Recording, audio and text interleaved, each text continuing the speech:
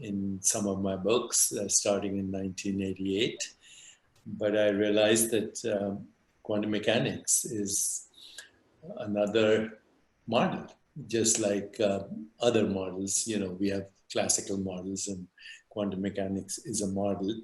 There's a lot of talk in the literature of how quantum mechanics gives us a clue on the nature of consciousness, because mathematics is an activity in human consciousness, and so is physics. Whether it actually gives us a glimpse into fundamental reality is a whole other question. Nothing, according to the spiritual tradition I come from, nothing perceivable or conceptual gives you access to reality. Nothing perceivable or conceptual gives us access to reality, because you are consciousness that is conceiving everything and perceiving everything. So you as consciousness are formless. Formless also means infinite, no boundaries, unbounded. It means irreducible. It means fundamental. It also means spaceless and timeless. So space and time are constructed as soon as you perceive anything. They're constructed just like the object is constructed. This object is constructed at the moment of perception, and it is experienced along with what we call the theater of space-time. Space-time and this go together, and so does thinking go together, because thinking is also an activity of the formless being.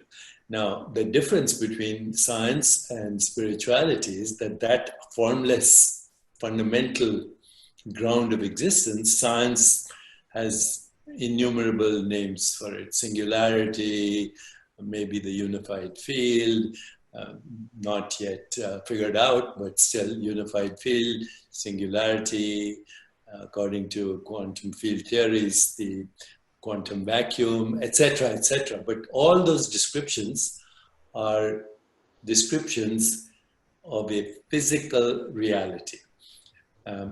Now, spirituality says that actually beyond the quantum vacuum is this formless singularity that is the source of every single perception, every single perceptual activity, every sensation, every image, every feeling, and every thought that we then conceptualize into models of reality, physical reality.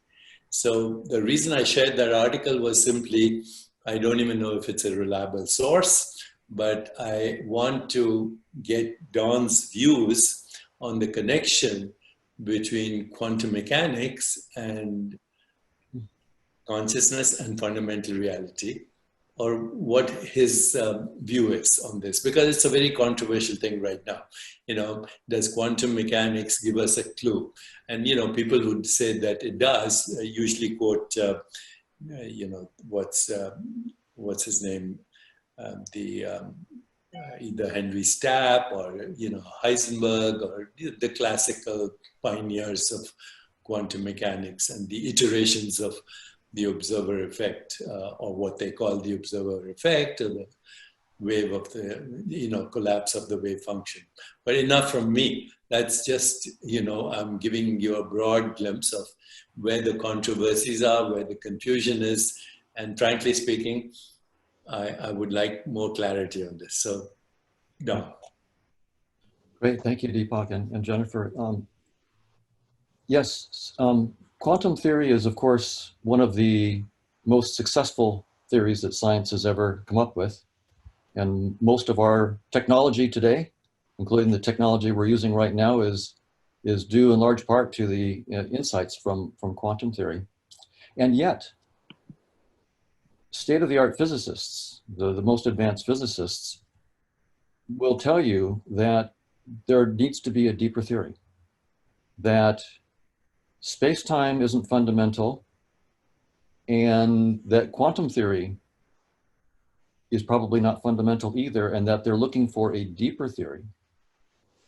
that will give rise both to space-time and quantum theory, as one physicist puts it, joined at the hip. They want a deeper theory in which space-time and quantum theory arise together. And the reason is that there are, despite the successes of our theories of space-time, Einstein's theories of space-time and quantum theories, remarkable successes, there are some very deep problems that the physicists understand. There are mistaken predictions like the cosmological constant, which is about the curvature of the whole universe. The mass energy density of the universe is off by 120 orders of magnitude. And there are other conceptual issues in trying to bring quantum theory and gravity together that make scientists realize that despite its successes, there is something deeper. So science, of course, is not any particular theory, right? Science is not any particular doctrine. It's not physicalism. It's not Einstein's theory. It's not quantum theory. It's instead, if we were to say what science is, it's a way of evaluating theories, testing theories. It's a way to deal with human nature. We tend to get stuck in certain ideas, to become dogmatic about them, and to have a confirmation bias. This is part of our human psychology.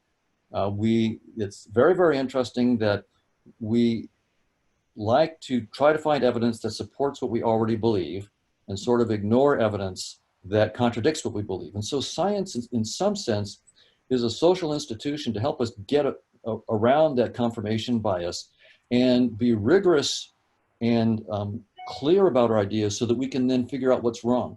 And I agree with Deepak that in some sense, no scientific theory, no theory at all, nothing that's put in symbols or words can ever ultimately be the truth, right? And yet there is some profit. We're here talking, right? So we're not sitting in silence, we're having this conversation. So we find that even though symbols and language have fundamental limits, they also have some kind of fundamental power that's important.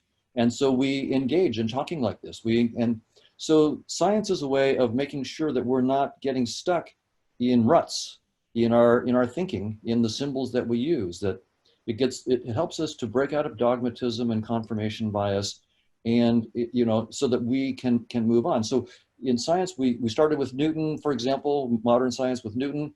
Einstein came along and corrected certain things in Newton and showed how Newton was a special case. And then quantum theory comes along and throws some other very interesting ideas into the whole system. And so in terms of the question about consciousness in quantum theory, I would say that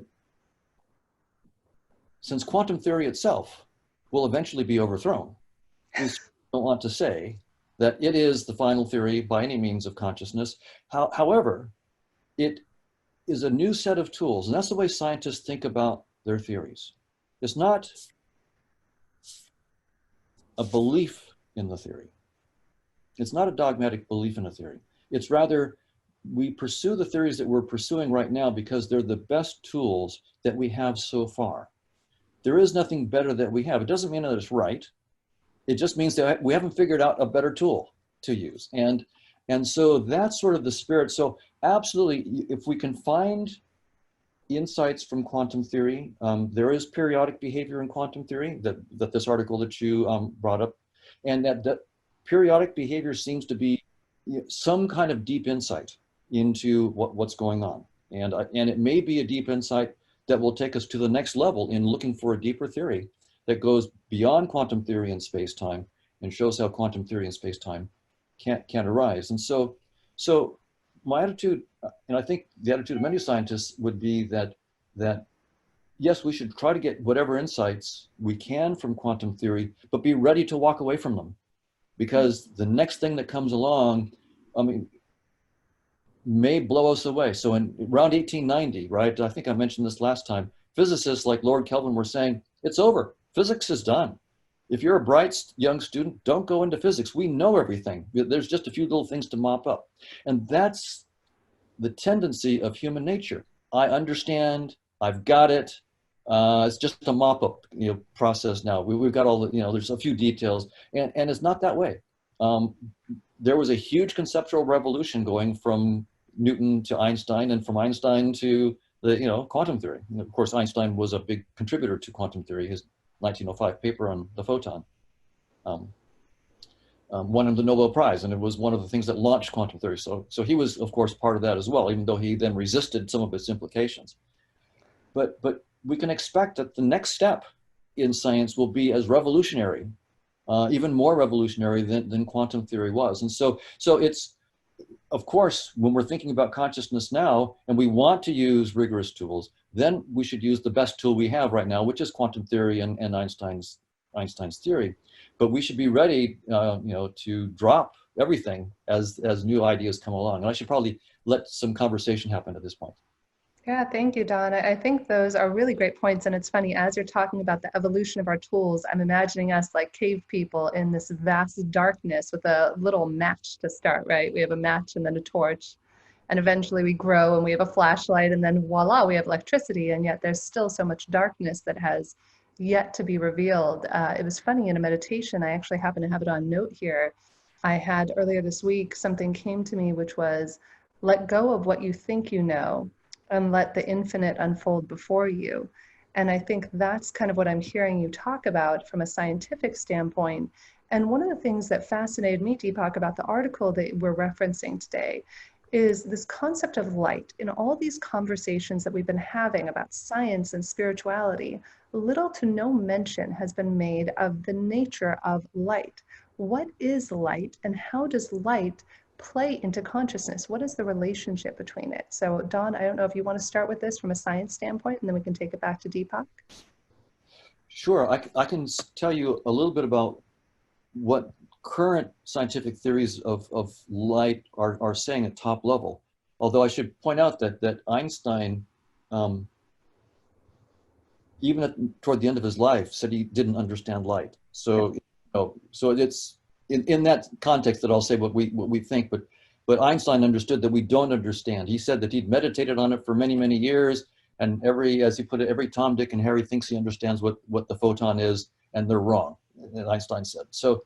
But the current theories are quite interesting and surprising.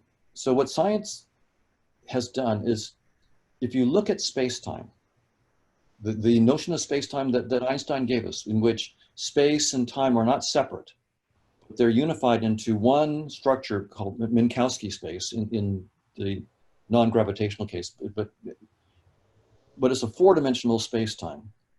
And that space-time has certain symmetries, right? So if you translate, the space-time is the same. If you rotate, it's the same. There's parity, there's all these different things that you can do to maintain the symmetries of space-time.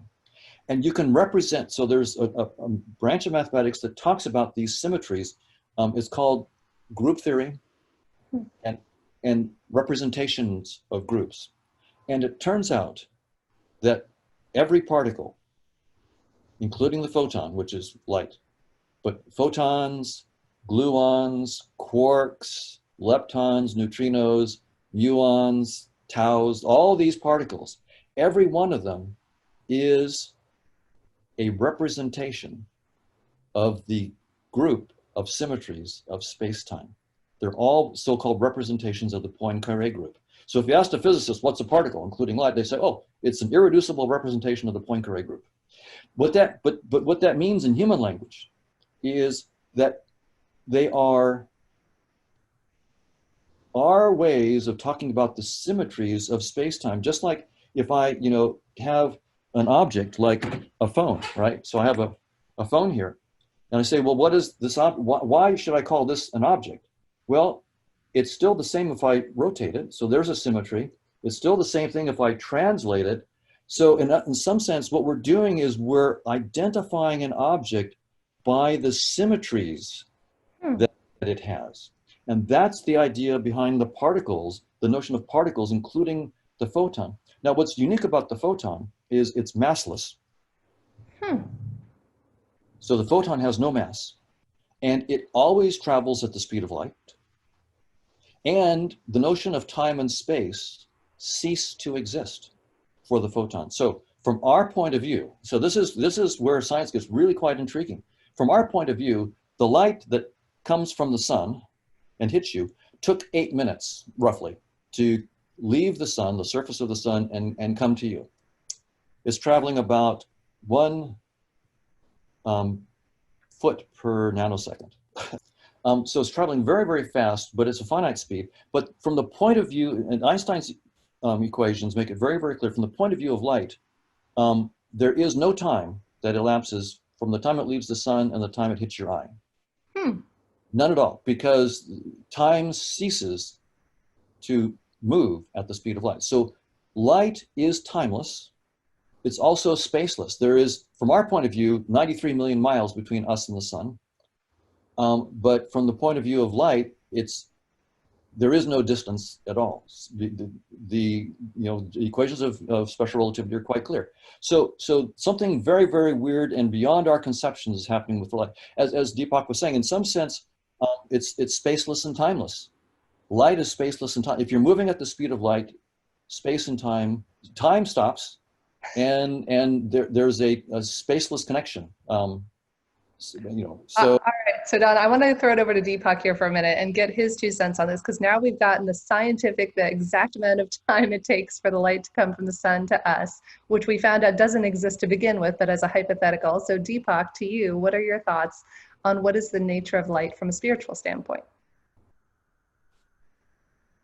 Oh, for some reason, Deepak, I don't know why. Oh, we can't hear you, but I think it's being fixed. It's absolutely fascinating what Dawn just said, that light can belong to the realm of spaceless and timeless reality. So again, going back to the spiritual interpretation of light, I'll go back to what I said earlier. Nothing perceivable or conceptual is fundamentally real. Humans create models of reality, and even photons and electrons and particles are models. Before you can call something a photon, you have to have some methodology, a mode of knowing, a mode of observation. So even, when I think about the contradiction between general relativity and, say, quantum mechanics, if you understand that reality is different in different modes of consciousness, in different modes of knowing, in different modes of experience, there is no contradiction. Actually, general relativity is a mode of knowing which is very different than the mode of knowing that we call quantum mechanics. And right now, with quantum mechanics, we've created technology that we're using right now for having this conversation. This conversation is dependent on what we call the movement of photons. But photons do not have any color, do not have any shape, I believe. And I'll ask Donald to clarify this later. I don't think they have any dimension. We've just seen that. They don't have a dimension. So what is light? And in the spiritual traditions, light is the light of awareness. It's awareness that creates the experience that we call color and shape. So with my eyes open right now, what I'm actually experiencing right now on this screen, and even in this room with my eyes open, all I'm experiencing is colors and shapes and forms. They're inseparable. Without color, there's no shape. Without shape, there's no form. Okay? So I'm creating shape, form, and I'm interpreting this right now with my eyes open as a physical world. When I look at a brain, I interpret that also as a physical entity. When I look at neural correlates, I interpret them as something happening out there, but actually it's a construct in here, which that construct in here is not happening in space-time, because even this body is being constructed as a result of, at the moment, seeing. So seeing does not give me an experience of anything that is physical. It only gives me an experience of shapes, forms, and colors, which is the light of awareness, converting those models that we call photons, which are colorless, into this experience. When I close my eyes, I don't experience anything physical either. I experience sensations, I experience images, I experience thoughts. None of these are physical entities. So what I'm saying here is, if through spiritual practice, I begin to understand, at least I begin to feel, that this thing that I call the physical universe, including a physical body, is actually a construct in the same way as space-time is a construct. Only the formless is real. Only the formless. Now, how we define that formless depends on scientific models, spiritual models, etc. But only the formless is real, and the formless has the potential for infinite forms. And these infinite forms, in this tradition I'm talking about, are biological organisms. Biological organisms are modes of knowing. Now, from our everyday experience, we go through modes of knowing like deep sleep, dreams, waking state. When I wake up from my last night's dream, this appears real because now I'm in this lucid dream in the vivid now that I call the theater of space-time and causality. So, going back to matching what Don is saying is, even photons are a clue to the fact that we are living in a virtual reality. But the virtual reality includes our changing body-mind, which is actually a process of intermittent streams of sensations, images, feelings, and thoughts interpreted as a noun, the physical body. But it's not a noun, it's a verb, and it's being processed in consciousness. Now, in spiritual traditions, one more point, there is something very similar to entanglement or non-local correlation, or what you say, correlation beyond space and time. So we know that now, this word is commonly used. Entanglement, fundamental reality, everything is inseparable. Communication is faster than the speed of time, but it's not even communication. It's just a change of state. But this entanglement at the fundamental level, according to spiritual experience, is not only non-local, it's unmitigated, it's unmediated, and it's instantaneous. Unmediated means there's no medium of exchange. It's beyond photons. Unmitigated, the robustness of the entanglement does not diminish with distance in space and time. And instantaneous, which means everything is happening all at once. Perceptual experience creates the notion of time and space. So perceptual experience creates the notion of time and space. Am I hearing you say, Deepak, that there is not even just a correlation, but perhaps an entanglement of the concepts, these perceptions of light and consciousness? Would that be accurate, or what are your thoughts on that? No, it would be accurate. The concept creates the perceived reality. That's how we construct the perceived reality, the virtual reality in which we are all now having this experience. And that's the value of this model, that we can actually extend our experience of virtual reality. You know, we are playing with virtual reality, and that which is playing with reality is formless. I'd like to hear Don's comments. Yeah, Don, let's hear your thoughts on this. But yes, broad agreement about the fundamental reality is non-local, and it's not in time. And that is what Deepak is saying. And it's also where physicists are going with their mathematical models. They're dealing with building these mathematical models, things like the general thing is called positive geometries, but amplituhedra, icosahedra, these are objects outside of space and time. They're timeless. They aren't formless, but they're not forms in space-time. They're deeper structures. Of course, as scientists, we deal with structure. When we talk right now, right, we're using a highly structured tool, language, with its own syntax and semantics and so forth. So whenever we deal with any kind of communication, there's always going to be structure. And so science really is the study of these structures. And so they're discovering structures beyond space and time that are not local, they're not temporal, and what they're discovering is they can show how space-time locality and quantum mechanical unitary evolution arise from this deeper reality of, say, amplituhedra. This is the work of Nima Arkani-Hamed and collaborators at Princeton, Institute for Advanced Study at Princeton. So they're finding that there is this deeper reality. Now, this will then lead to a deeper theory, and they're going for it, a deeper theory of what particles like the photon really are, right? At least from this new framework. Of course, ultimately, we can't ever know anything in this final reality, but to get the next level of scientific understanding and then the next generation of technologies that it gives rise to.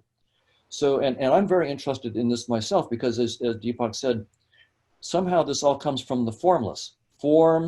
This is all virtual, and I do think of space-time as just our virtual reality headset, and that the formless, namely consciousness, which is at least the mathematics that I'm looking at is a mathematical model of consciousness.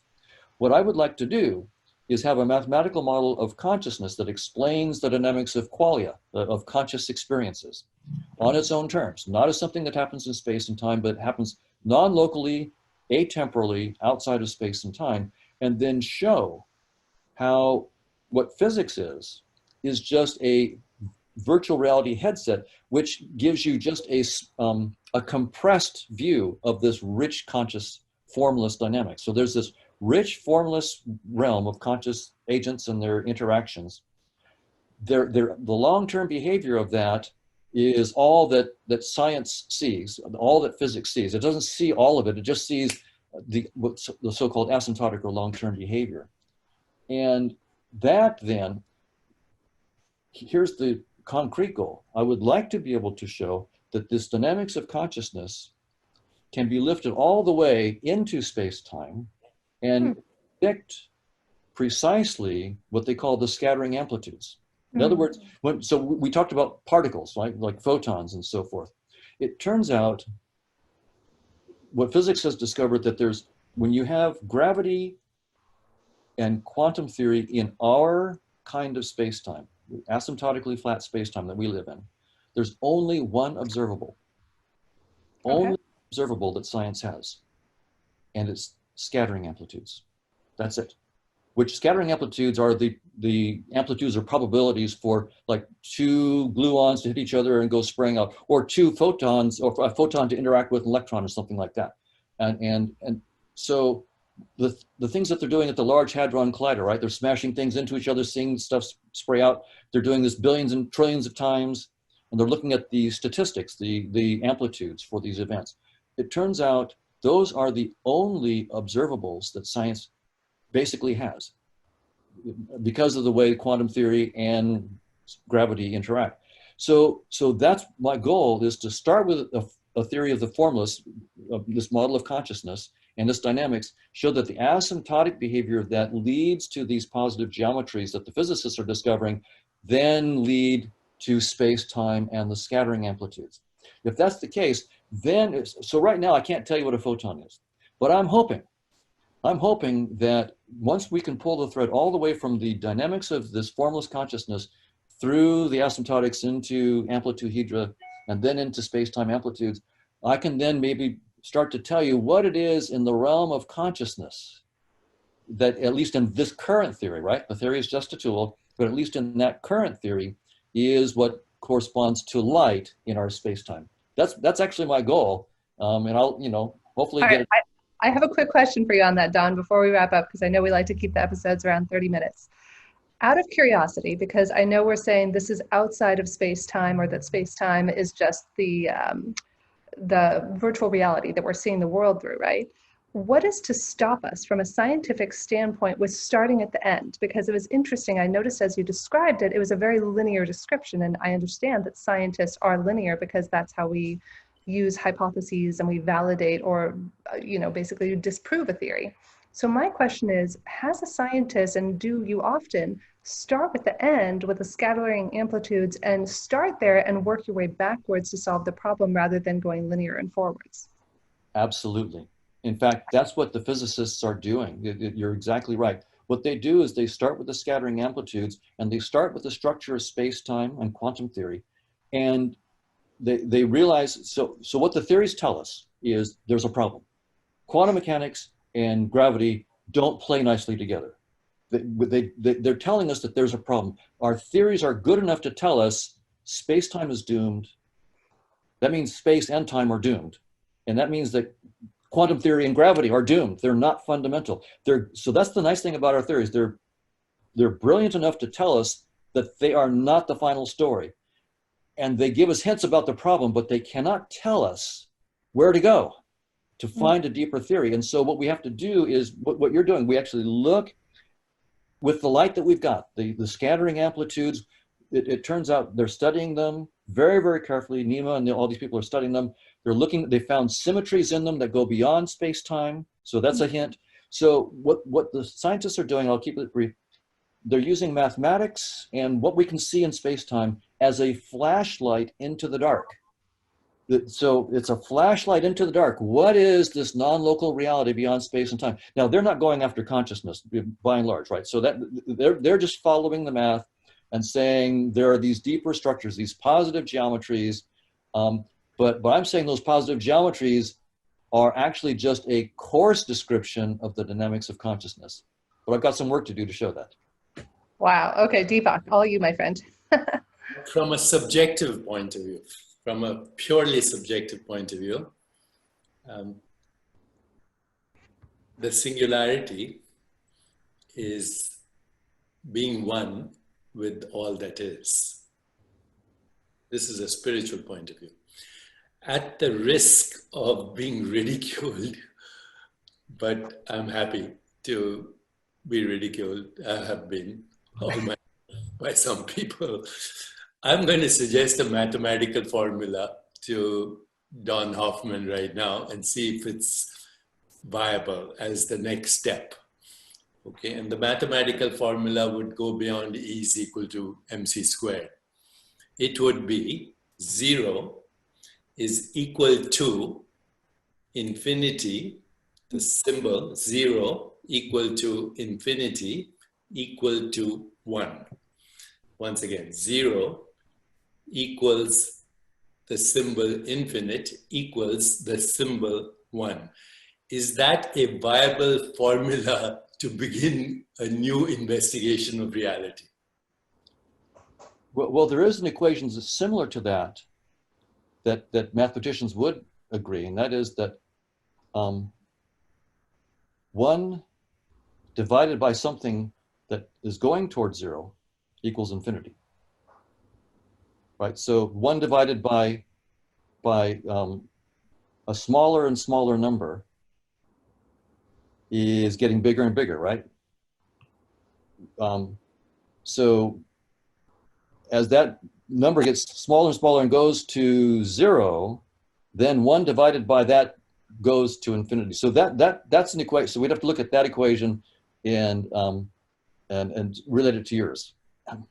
That's beautiful, because ultimately that would also be the experience that we call love. Love not as an emotion, love not as a sentiment, but the ultimate truth of inseparability and entanglement, which we are now beginning to see biologically. Every biological organism is the entanglement of the planetary microbiome, which is the genetic information of the planet as entanglement of everything that exists in the soil, in the ecosystem, that is expressing itself as biological organisms. But the entanglement fundamentally is in consciousness.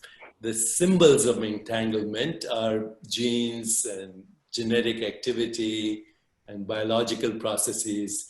These are symbolic representations of the singularity. Everything you can perceive and imagine and conceive and feel is symbolic. And ultimate reality is the source of all symbols. And symbol making is a human activity, including the activity of scientists. We make symbols, and then as a result of those symbols, we can expand our experience of the virtual reality that we are embedded in. That would be my conclusion today. And maybe we can call today's conversation, what's beyond quantum consciousness, or beyond quantum consciousness, if you agree, beyond quantum consciousness. Beyond quantum consciousness. I love it, guys. And if you don't mind, I'd love to next week or the next time we do one of these to dive into the multi-dimensions, because I think that really has a fascinating aspect. And another thing we didn't get to touch on today, in the article that you referenced, Deepak, there was also reference to white holes and black holes. And I would love to extrapolate on that and get your 2 cents on that, because that was a newer thing that I wasn't personally familiar with and I thought the audience might like. You know, go ahead. I think that'll be great, you, Jennifer, especially now that we are on this conversation. We should address things like black holes, white holes, singularity, the gaps, missing gaps in evolution. Those are very important things that we need to address. And I think this conversation at least is expanding my awareness of not only the paradoxes and contradictions and the ambiguities that are needed to, we need to embrace those contradictions and ambiguities and uncertainties in order to access what we call reality. And Don's insights are extremely important to bring this conversation to a new level. So thank you, Don, and thank you, Jennifer. And brilliant, guys. I'm so happy we had this conversation today, and thank you to everybody tuning in. Jennifer, from you and from Don. What was that, Deepak? I think we couldn't hear you right there. What did you say? I said, any last comment from Don or from you? Go right ahead, Don. This has been a wonderful conversation, and I agree that this kind of dialogue between the science and the spirituality is really, really important. The limit of symbols, and yet the necessity for symbols as we're using them right now. So to understand both the scope and limits of these symbols and their relationship to the formless is a very, very deep question, and I'm all for pursuing it.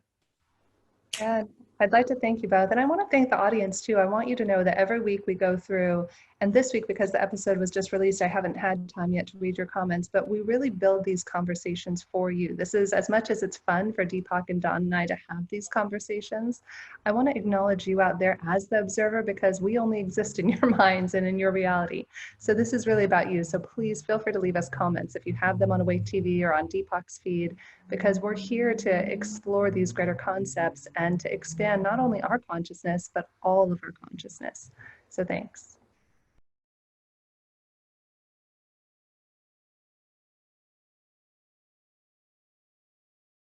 Symbolic.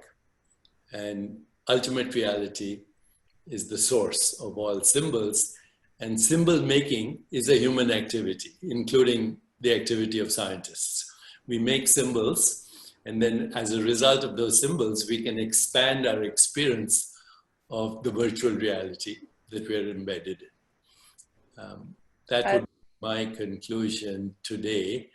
And maybe we can call today's conversation, what's beyond quantum consciousness, or beyond quantum consciousness, if you agree, beyond quantum consciousness. Beyond quantum consciousness. I love it, guys. And if you don't mind, I'd love to next week or the next time we do one of these to dive into the multi-dimensions, because I think that really has a fascinating aspect. And another thing we didn't get to touch on today, in the article that you referenced, Deepak, there was also reference to white holes and black holes. And I would love to extrapolate on that and get your 2 cents on that, because that was a newer thing that I wasn't personally familiar with and I thought the audience might like. You know, go ahead.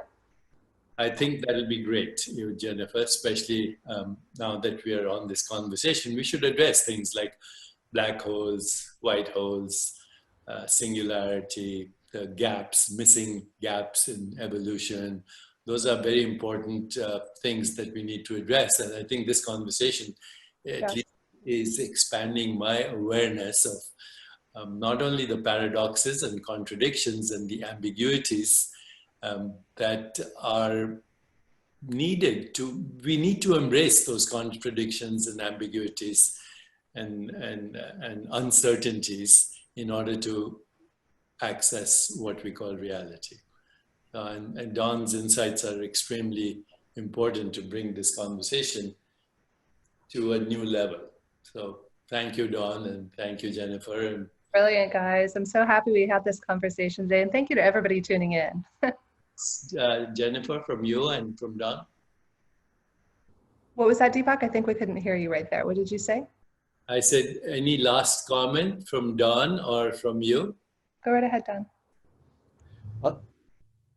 This has been a wonderful conversation, and I agree that this kind of dialogue between the science and the spirituality is really, really important. The limit of symbols, and yet the necessity for symbols as we're using them right now. So to understand both the scope and limits of these symbols and their relationship to the formless is a very, very deep question, and I'm all for pursuing it. Yeah, I'd like to thank you both. And I want to thank the audience too. I want you to know that every week we go through, and this week, because the episode was just released, I haven't had time yet to read your comments, but we really build these conversations for you. This is, as much as it's fun for Deepak and Don and I to have these conversations, I want to acknowledge you out there as the observer, because we only exist in your minds and in your reality. So this is really about you. So please feel free to leave us comments if you have them on Awake TV or on Deepak's feed, because we're here to explore these greater concepts and to expand not only our consciousness, but all of our consciousness. So thanks.